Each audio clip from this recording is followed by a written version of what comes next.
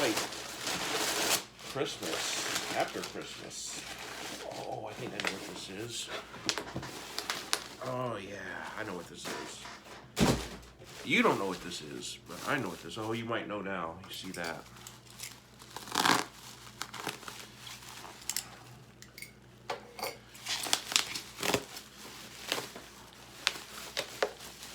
But can you guess? Look, what does that mean? What does that mean? Ain't that nice? That's nice. That's oh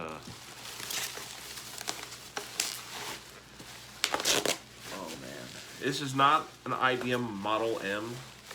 I like them old style, heavy. You could kill somebody if you hit them with type keyboards. But this is not one of those. Though it's close. This is, come on, God, well, they sure did package it well, I'll give them that. So you can see now,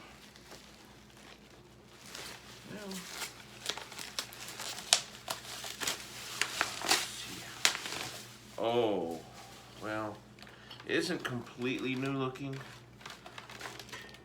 It's missing little rubber feet on the bottom. But it is supposed to be a near mint Amiga 2000 keyboard. Still has the plastic on the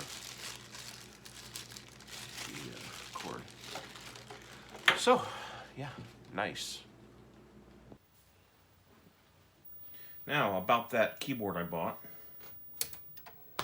we're going to see if I got screwed or if it actually is a good keyboard. The weird thing about it is I looked at the serial number on the back of it, and it's real close to the one I've had for years. Like, I think the last two digits on this one are 12, and the last two digits on mine are 08. Everything else is the same. What are the odds? Anyway, let's test this keyboard. So,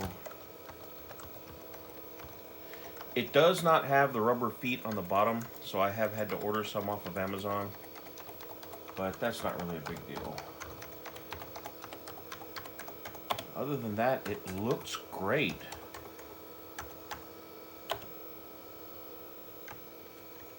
And so far, everything seems